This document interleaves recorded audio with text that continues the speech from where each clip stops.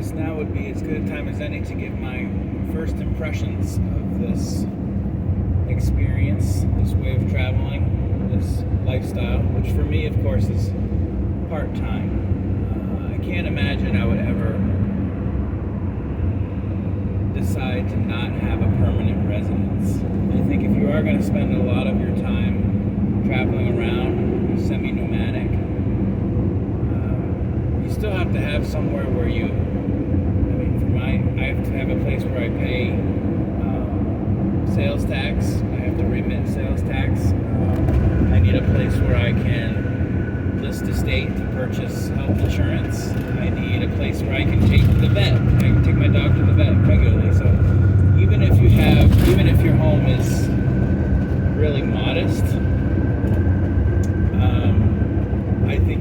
I think in this country it's just very hard to not have a real residence, even if it has to be very modest, or you choose to have it be very modest because you're going to be spending most of your time traveling around.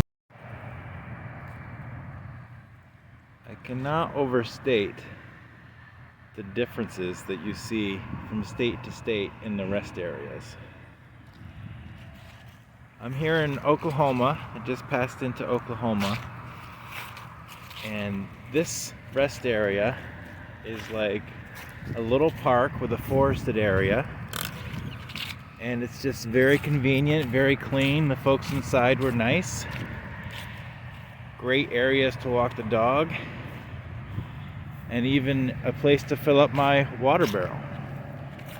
Last night I was in Arkansas, and the rest area was fabulous. Very generous conditions in terms of time limits and what you're allowed to do. I stayed overnight in an Arkansas rest area, and it was completely legitimate. I didn't break any rules and had a great night's sleep there. Other states, very, very strict. For example, Tennessee, 2-hour flat stay limit. So very strict. Whether or not it's enforced, I don't know, but I like to follow the rules whenever I can. I remember when I was up in Vermont, the rules were pretty generous. You could sleep overnight in your car as long as you didn't set up a campground around your vehicle. And then you have places like New Jersey where you wouldn't want to spend more. You just can't wait to get out of there. It's such a miserable hellscape. Now that I've been on the road for a little while, I thought this would be a great time to talk about first impressions of the setup and the lifestyle, the travel lifestyle in general. But let's talk right now about the setup, about what has been a success and what has been a failure. Still loving the bed setup.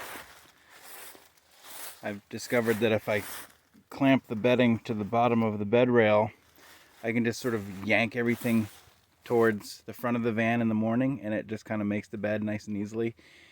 And I don't have to worry about pulling the blankets askew, and it's just kind of nice. I like those. The clamps worked out nicely. If you have a similar bed setup, I recommend it.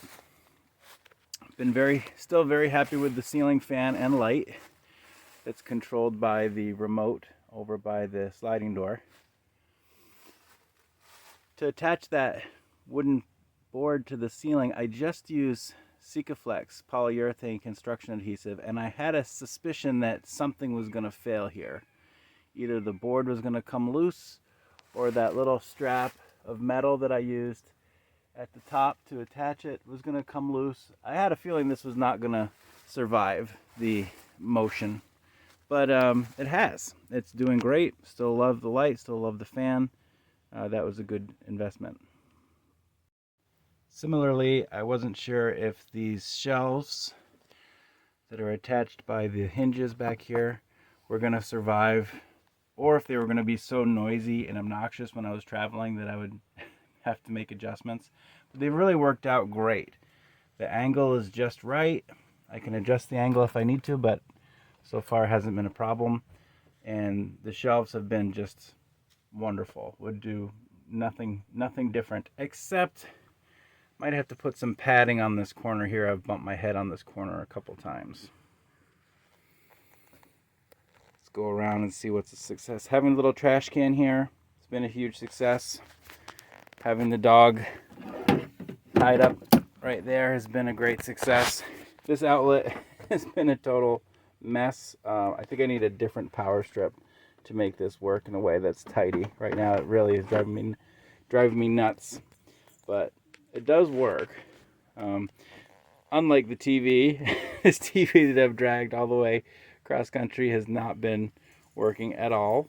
I can't seem to get it to work with my Surface, and I can't seem to get it to work with the Roku stick, and I don't know what the problem is. Any suggestions? It doesn't recognize the signal from the HDMI inputs, so I've changed the source, I've reset everything. If you have any suggestions, I'd love to hear them. I have to find another TV and see if it works with the other TV, and then at least I'll know what the problem is. Everything with these bins has worked out great. I think I mentioned before that these clips just hold the bin in place when we're in motion, and that's been just fine. As a workstation, setting up my Surface over here and getting some work done in the morning hours, usually with the dog chilling outside somewhere. That's been just great. No complaints there. Actually getting much more work done for my writing than I thought I would be able to do. Let's see what else. These huge pillows have worked out really nice, except they do trap the dog hair. I don't know if I can find different color covers for those pillows, but they definitely show the dirt and they definitely collect dog hair. I love having the pads up against the doors when the doors are closed, and it does help keep me warmer, I think. But these covers, they're not really working for this lifestyle. This little fan or little light that my mom bought me for reading in bed has been just great. In fact, I usually leave it on the lower setting at night just in case I have to get up. That's worked out beautifully. Bathroom situation, emergency commode, whatever you want to call it. No complaints. Works out just fine. The mobile sink. I am starting to wonder if I'm going to put that plumbing in at all. It's really nice just to have this sink where it is and turn on the water, and it's been just great. And occasionally I take the bowl with me when I have to go clean something. Drawers working out just fine. These clips could use a little fine tuning. Basically, it's easy to unscrew them too far, in which case they come off. I think if I cut down the oak piece just a little bit more, there'll be more of a margin of error for how loose to make them before they fall out. But they are working. I just think maybe a little fine tuning would be in order. Most important thing is that the drawers are not shaking themselves to death in this van. When it comes to the water situation, 5 gallons is good, but 10 gallons would be better. If I'm going to spend longer stays at campgrounds like this, well, of course the water is turned on at this campground, so that's not a good example. But I think I might get an extra 5-gallon jug and keep it under the bed and just have it so that if I am boondocking somewhere, water is not going to be an issue. And I don't think power will be an issue either, because the little charger has been providing me with all the power I could ask for. It's really a success. If I do a little bit of driving every other day, I can't imagine that I would run out of power. Maybe someday when I install the air conditioning unit, that will change. But for my power needs right now, I have way more than I could ask for. I will say, there's a little jack on the front of this charge controller. See if I can see it. It's under there on that side. There's a little white wire sticking out of it now. That white wire is something that I had to add. The jack and the wire were both faulty, and every time they would jiggle out, it would mean that it would shut off. It would assume that there was a remote remote connection that was telling the battery not to charge. And every once in a while I check it and the dang thing is turned off again, and I have to go fiddle with it. I don't know if anybody else has had this problem with the Victron 50 amp, but when it's working, it's great. That silly little jack and wire connection has been giving me fits.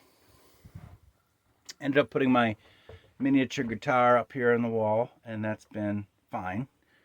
The wall situation is a mess, but that's kind of the way I want it. I want it to be sort of eclectic. Once everything's insulated, I'll really cover more stuff with basically stickers and junk, because that's how I want it to look. Get this cool postcard from Graceland. Elvis was not being arrested, which you might assume. He was actually getting a picture for a police identification. He was getting an honorary badge. So maybe this picture is not as cool as you would suspect. The dog travel spot continues to be wonderful. Last night he just went and slept here. That's how comfortable it is. He just likes being there. Here is a big failure. I've discovered that I like cooking in the van more than I thought. So my kitchen stuff that I thought was going to be only for campgrounds has started to live up here in this corner, so that when I do want to cook something here with my little cooktop, it's easy. Just turn on the fans and open the door and cook something up. This is going to take some thought, because this bin is not a good fit for this corner.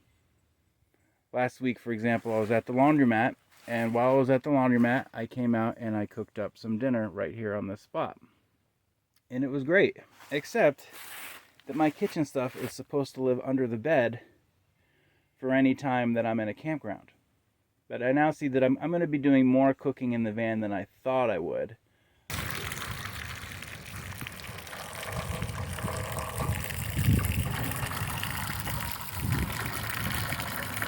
This little table, kind of a fail. It's harder to set up than it should be, and it's not tall enough to cook on. It's nice for a coffee table. You might be able to hear the inverter plugging away. The fans are blowing because it's doing some work. But I have the power coming out of the bumper here, and I'm going to have some sausage and peppers. We bought Cosmo this baby blue harness, and we're not sure how we feel about it. We thought it would bring out the blue in his eyes, but I'm not sure if this works. Leave your opinion in the comments.